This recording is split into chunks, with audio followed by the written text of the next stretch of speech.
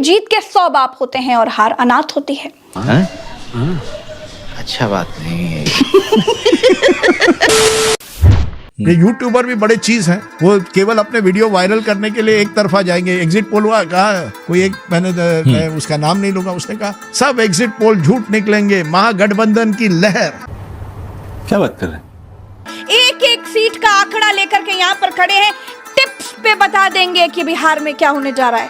राहुल जी, ये देखिए राहुल जी, और उन्होंने हाथ हिलाकर वेव किया हमारे कैमरे पर। राहुल जी आपको देख पा रहे होंगे। को क्या रहा है? चरण वंदना। दिस इज चरण वंदना। A few moments later. Congress की बिहार में भद्द क्यों पिटी, ये कांग्रेस को समझ में नहीं आ रहा है। इसीलिए हार की समीक्षा में उसे हमेशा चुनाव आयोग ही दिखाई देता है। चुनाव आयोग ने हरा दिया, ये जवाब उसे सारे जवाबों में सबसे सरल लगता है। जमीन पर काम क्या किया, इससे कांग्रेस को कोई फर्क नहीं पड़ता। एक बात बिल्कुल सच है कि भाजपा चुनाव में मेहनत करने में कोई कसर नहीं छोड़ती है। सारे मुख्यमंत्री, सारे मंत्री जमीन पर पर्चे बांट रहे थे, और राहुल गांधी चुनाव के पहले भी विदेश में थे, उसके बाद फिर वो विदेश चले गए। अगर भाजपा से आज की तारीख में कोई लड़ सकता है तो वो क्षेत्रीय पार्टियां हैं। कांग्रेस भाजपा को हरा ले जाएगी, ये आज की तारीख में कहना बहुत मुश्किल है। टिप्स पे बता देंगे। ऑनेस्टली कुछ शर्म है? राहुल गांधी के नेतृत्व पर फिर से सवाल उठ रहा है कि इतने दर्जन चुनाव हार चुके हैं, अभी तक कांग्रेस पार्टी पर क्यों नाक की तरह बैठे हुए हैं।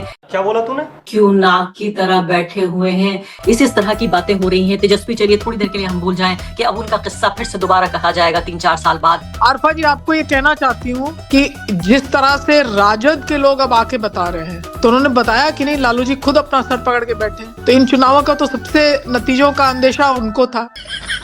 लेकिन समझ नहीं आता कि मैं हंसूं या दुखी हूं इस बात पे। टिप्स पे बता देंगे।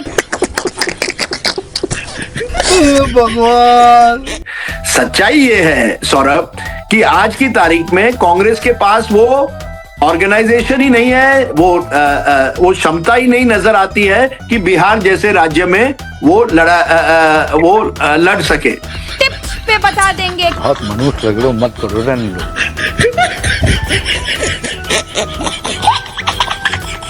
क्या वजह है कि तेजस्वी यादव दिन में 12-12, 17-17 सभाएं कर रहे थे, मगर राहुल गांधी उनके साथ नहीं थे।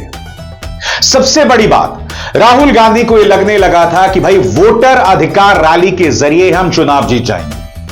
क्या वजह है कि बिहार के चुनावों की घोषणा के वक्त ही राहुल गांधी विदेश पहुंच जाते हैं। बिहार चुनावों से ज्यादा जरूरी क्या हो सकता है? टिप्स पे बता देंगे। अरे बस कर, रुलाएगा क्या? आनंद लीजिए, टेंशन मत रखिए ऐसी चीजों का। क्या सारा दोष जो है सिस्टम पर मढ़ा जा सकता है? क्या सिर्फ महागठबंधन यह कहकर निकल सकती है कि वोट चोरी हुई? क्या उसे अपने गिरबान में झांक कर देखने की जरूरत नहीं है? Not bad. Now you... गोदी मीडिया कहता है कि एसआईआर कोई मुद्दा था नहीं, वोट चोरी भी नहीं। ये मैंने पहले भी वीडियो में बार बार बोला था, उस दौरान भी, वोटर अधिकार यात्रा के दौरान भी, कि ये चुनाव का बहुत बड़ा मुद्दा नहीं बन सकता। एसआईआर बिहार में चुनावी मुद्दा नहीं है।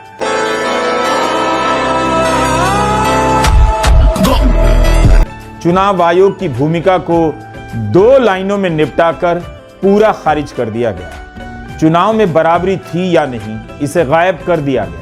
तो अगर सब कुछ एनडीए के पास है, अकूत दौलत है, सारी मशीनरी है, सब कुछ है मान लिया, तो आपके पास क्या है? हौसला, लड़ने का मादा, विल पावर, सही तरह से टिकट बांटना, वक्त का सही इस्तेमाल करना, चुनाव में जल्दी उतरना, वोटर तक रीच आउट करना। वैसे बीजेपी की मेहनत का ऐसा रिजल्ट आएगा गोदी मीडिया को तब नहीं दिखा जब बीजेपी मेहनत कर रही थी। रिजल्ट आने के बाद उसे केवल बीजेपी की मेहनत दिखाई देने लगी।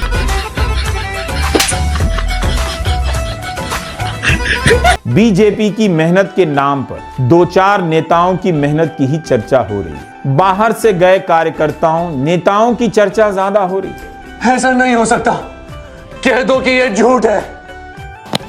जा पूछ क्या?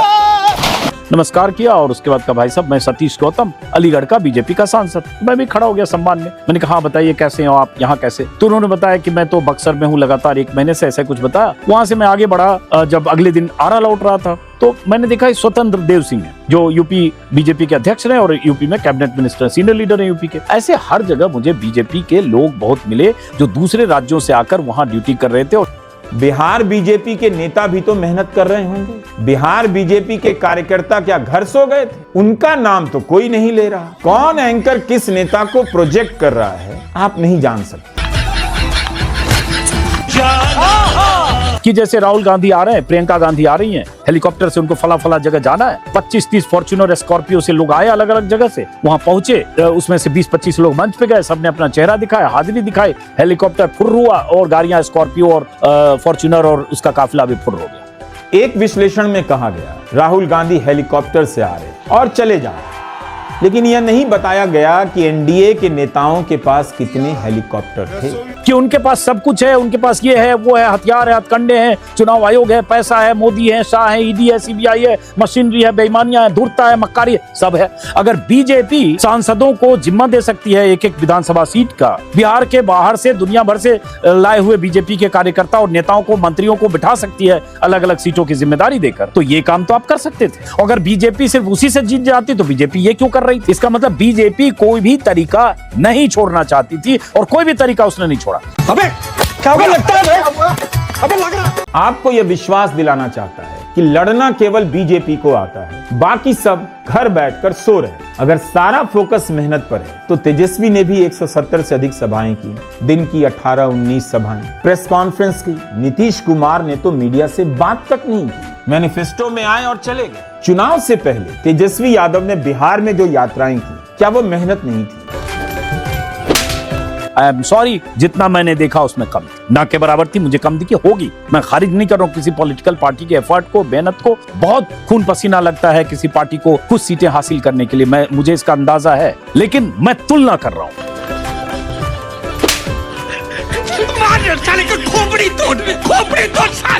जब लेवल प्लेइंग फील्ड थी ही नहीं तो फिर विपक्ष को कीमत चुकानी ही थी, उसे हारना ही था। कि नहीं, ये तो विपक्ष के पास अगर प्लेइंग फील्ड नहीं था, लेवल प्लेइंग फील्ड नहीं था, तो क्या करे विपक्ष? सारी बेईमानियां, धूर्तताएं, मक्कारी तो उधर हो गई उससे, तो इसलिए हम हार गए क्योंकि लेवल प्लेइंग फील्ड नहीं है। तो सवाल उठता है, ये सारी चीजें विपक्ष के पास तो ऐसे भी आने से रही, ये तो बीजेपी और एनडीए के पास ही है, तो फिर आप क्या करेंगे? तोड़ ये नहीं है, लेकिन आपके पास जो है, क्या वो आपने किया? क्या उस तरह से लड़ने की कोशिश की? अब इस पर सवाल पूछो और कहो तो लगेगा कि आप तो बीजेपी की भाषा बोल रहे हैं।